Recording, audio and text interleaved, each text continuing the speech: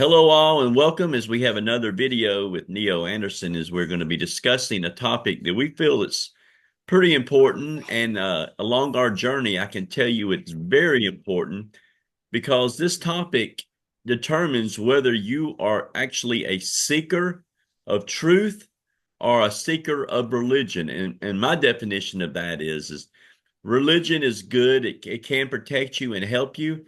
But once you find a religion, you are stalled. Your spiritual journey has stalled. Now that don't mean that you can stay there. I mean, Neo, if you heard on his last video, and me, both have stalled and learned, and it's not a bad process. But the moment that you start accepting dogma and history as fact, you have a problem. And Neo, I'm going to let you introduce our topic today, and welcome back, Neo, today. Bring up the topic that you want to talk about today, sir.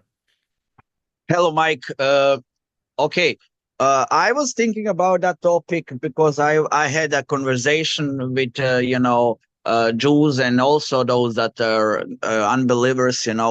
That they were always saying that nobody of those prophets existed. Right.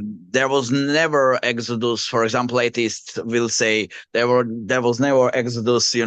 Moses didn't exist, Jesus didn't exist, and Jews on the other side they will say Jesus didn't exist, Right. Muhammad didn't exist, and I find that this is something that can mislead us, when we are focusing ourselves to this stuff, we forget about the message. Right. And this is all what is important for us, to be focused on that message, not too much on messenger, Right. and messenger is okay when you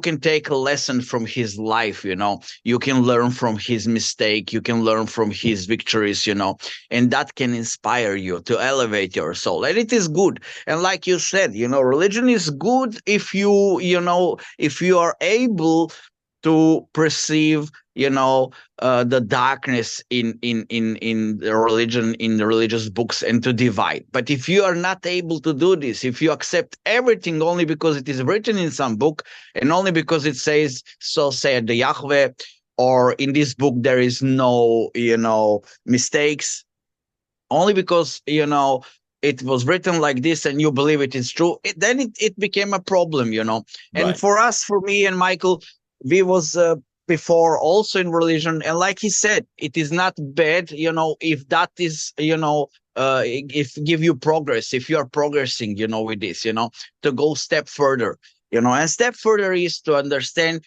that there is no perfect book. If you want something perfect in this world, you will not find it. Nope. But the first step is to understand that there is nothing perfect here, and that you need to search the light in those books, and that you can find the light in all of those books, the messages, there you can find that you can find good messages, and you can find those messages that are that make you confused. And this is where you need to stop and to say, okay, I will now, skip this because it make me confused. It is contradicting the other things. It contradicts the logic. So I need to choose for myself. And it is very important for us not to be focused on that, question. Are those characters was there real, or or they existed? That is not important. Right. And I want to add here too, Neo is not talking about pick and choosing like many people do to justify their lifestyles. You'll find many people who want to participate in stuff that maybe, but they'll use their scripture to justify, oh, you see, I can do this. We're not talking about pick and choosing for our benefit. We're talking about elevation of our soul and Yes. the good righteousness and good deeds and stuff like that. So in no way is Neo talking about pick and choosing so that we can sin or sleep with other, we ain't talking about any of that. We're talking about the elevation of our souls, not the justification for sin, which you see so much going on around us in this world today. Yes. So I what I mean is, when we read the books, we can find, for example, kill them wherever you find them, uh, and I don't know what. And then you come to verse when the verse says, fight only with those guys that fight you, but you are not allowed to fight them first. So between these verses, you need to choose the verse that go with the intellect, not pick and choose because you want to sin, like you said, or you want Right. to justify your dogma. Not Right. at all. We are that this is exactly what we are doing. We don't want dogma. This is the first step if you want to be honest, because the honesty is the first step for you to find the truth. And Exactly, exactly, and I'll interject here also. My one of my quote heroes of knowledge and understanding would be Enoch, and you the first thing you'll hear is people say, "Oh, we don't even know if he even existed," and he didn't write the book of Enoch, and and the thing is I don't care, Neo. I don't care if of he ever course. existed. I don't care if he was a person. I know the knowledge that is attributed to him and from him has helped me on my journey. But that's the first thing you seem to hear when you bring up the Book of Enoch. Oh, you can't trust it and all this kind of stuff. Or if you say the Zohar, oh, the Zohar was written, all these naysayers, and they're missing the point, Neo. They're trying to justify a historical name and documentation, and they're forgetting the wisdom that's within inside of these books. Yes. Yes, and there is also, if you remember, there are also guys that will say, you know what, the Bible have two gods there. One is good God and the other is evil God. Right, Uh, they it seems to me like they present the duality, and this is also misunderstanding. You know, uh, we need to understand that there is only one source. And if there is something like for example, I call it darkness. Maybe somebody call it differently, but I call it darkness. So if there is darkness in that book, it is all the will of that source. If right, he didn't want this, it will not be there. So right, what is, it is also foolishness to be focused on this thing.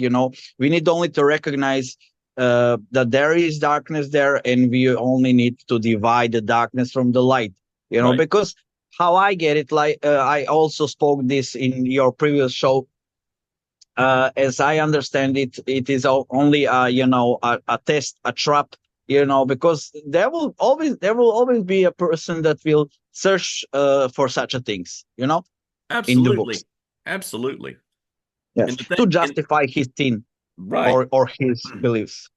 right. And the thing is people get hung up. People don't understand attributes, or like when who start learning Kabbalah or something like that, and they see the tree of life and they see the 10 Sephirotes, they automatically Exactly. wanted to start to divide. Oh, there's 10 different 10 different gods or 10 different, and they don't understand the attributes or the manifestations of this oneness that we're talking about. Yes, we know that, Exactly. we know pagans with the Norse religions and stuff like that, but a true Norse practitioner does not believe that, they do believe in Thor, but they believe these are representations and things needed to help you in your life to increase your journey. Not that they're, that you, and even in Hinduism they don't understand Hinduism also, when they see these attributes are parts of where you're working on your life. And so yes, the oneness is definitely because there's only one law, one God, what I'm saying in that aspect, but we have many attributes, and people get hung up on that and they can't accept it. Even within Judaism, there's a fight of whether there was actually angels, or whether there's a lot of problems when you start speaking truth, that people cannot accept it because their dogma will not let them accept that understanding. Yes, I remember when I was in Judaism, they were teaching me how angels, they don't have free will. And this is also why what I was learning. Uh, Wait a minute. So do you hear me now? Yeah, I Better. hear you. Okay. Islam also teaches me that the angels don't have free will. And then when I was reading those books, the information actually says something different. You Right. see that they are actually they have free will.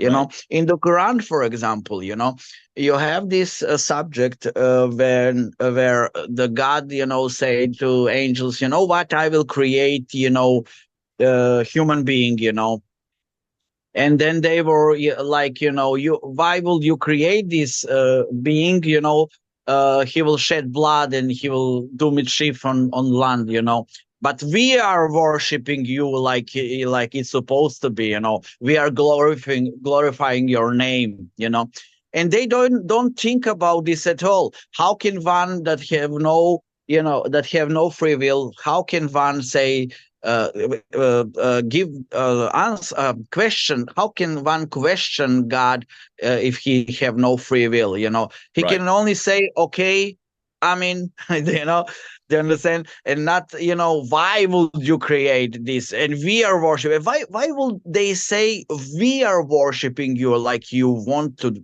like it's supposed to be, Right. we are glorifying your name, because they want, they like how I see, they wanted this, because God said, I will make him, to be a representative on the earth, and Right. they didn't like this. They want this role, they Right. wanted this role, and they still say, you know what, those guys, they don't have free will. They are robots, and for Right. me, it is very, confusing what they are teaching. Well, it is, and then you get to the conflict of, like you said, we started the show.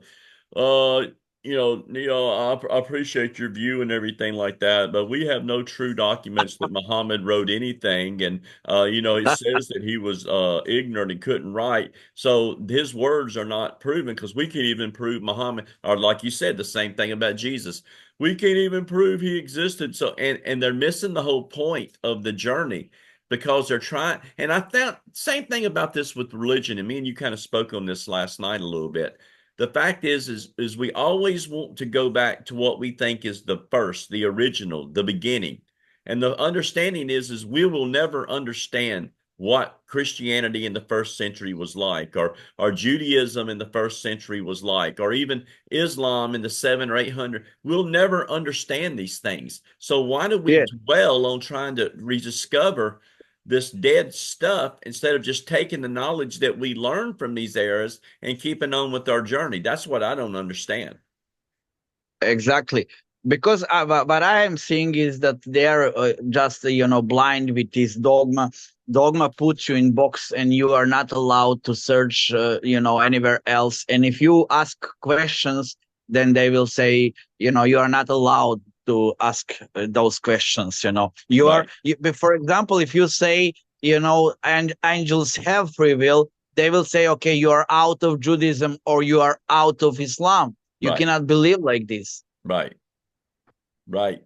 Well, see, I noticed a bunch of your posts that you have on Facebook where you quote these books, and you seem to irritate a lot of people because it's not so much the message they disagree with, but it's the source of oh, this book has been channeled, you got to be careful with this stuff, Yes, or this book has no, we can't verify any of this, when in turn, as you said at the beginning of this interview, we can't verify any of it. So why are we hanging out in that waiting room when we can just take the knowledge that we're reading and edify our lives? Why can't we just do that? but Mike, you know what? I was asking them, simply question to I was saying, you know what, explain to me, please explain to me how they received the Torah, Right, how they received the New Testament, how they receive all of those books. What is the meaning of channeling? right, What can you explain for me what is the meaning of channeling? You know, and they don't have answer for this, and they say, okay, but the prophets, got that message. Yes, but how do you know that it is the message from the creator, right, because those beings, can give a message, you know uh all of them, not only the good beings, the right. bad also, you don't know, you just don't know, you believe, because you cannot prove anything. No. The only stuff that you can prove is if is this is good, in accordance with our understanding, in accordance with our logic, or our system, that qualify something as good or bad. You can choose for yourself, but you Right, don't know. You will never know. right.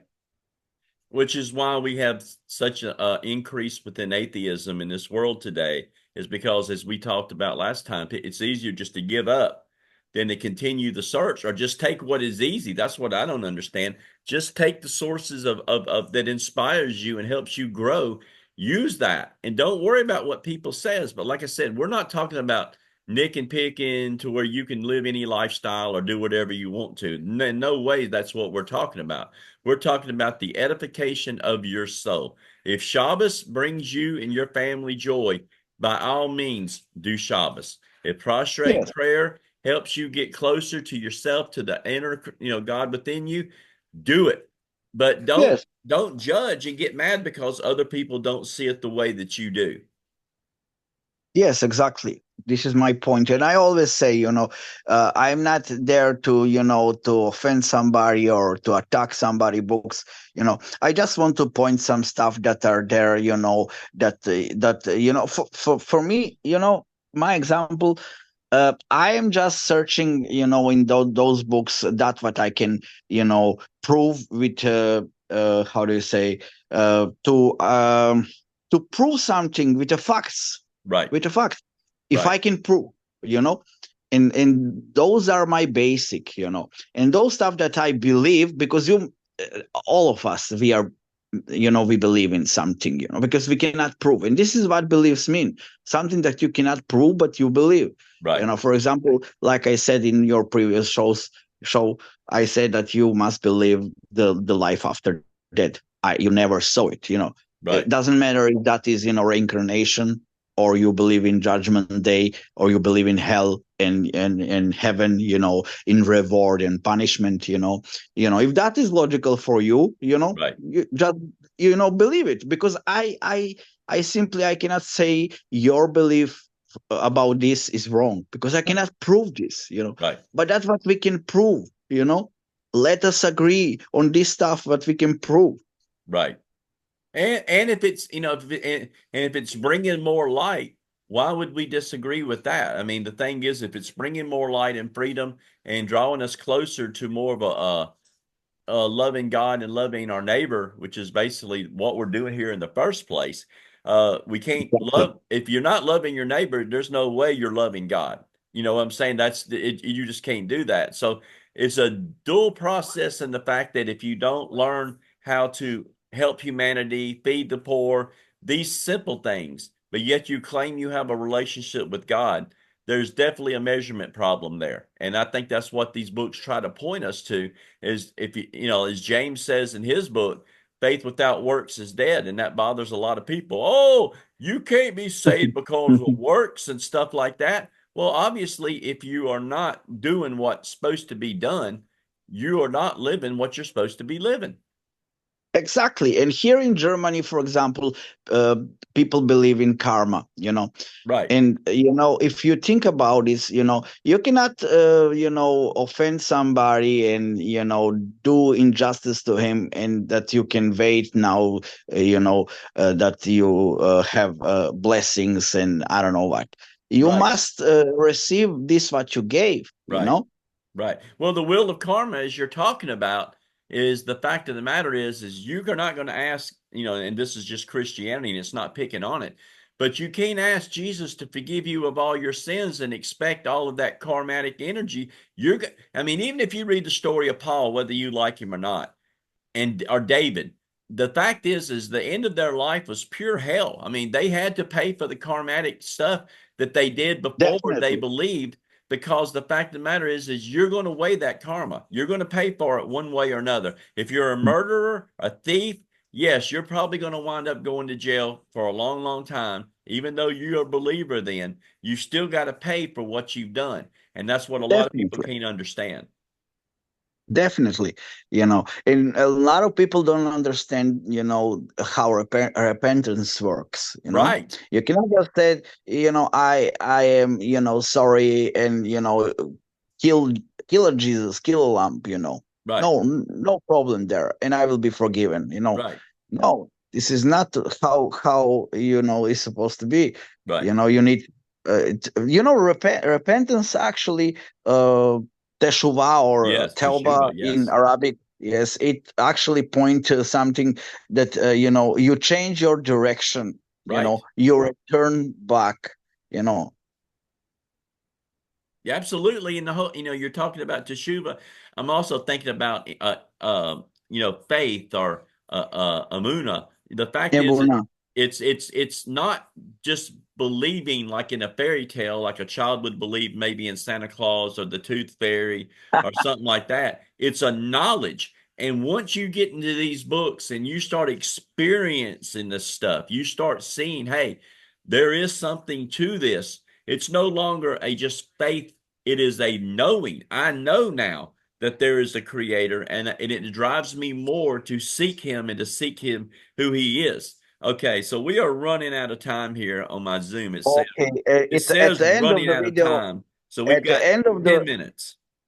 Okay, excellent. At the end of the video, I just want to, mention to you one story uh, from before when I was a Muslim. Right, I heard one story of one Sufi guy, and he said, you know what, there was a Sufi, the old Sufi. He, lived in one town, and he had one guest there, right, and when this guest was in his house, he saw that that Sufi doesn't have furniture and doesn't have uh, anything there, and the guest said, where is your furniture? Where can I sit? And the Sufi master said to him, where is yours? And guest right. said, what are you speaking about? I am only guest in your house. And he said, I am also guest here in this world. Yeah, that's And right. what I want to say with this, it is a story, that guy maybe existed and maybe not. But what is important? It is the message. Right, What is important? right. Okay, That that's is it. that is right. And that's what we wanted to bring to you today. Don't get hung up on this history and trying to prove these people exist or not. Who cares? Is the knowledge Yes, good and to bring an edification to your soul and making you a better person?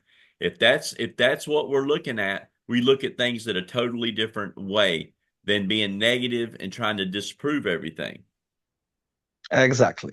All right, sir. Well, we thank you for this time, and we will be getting together soon with another topic. But till then, Neo, say goodbye to him. Okay. Thank you, Mike. Thank you for inviting me. Thank you. Y'all have a great day. Until next time, see you later.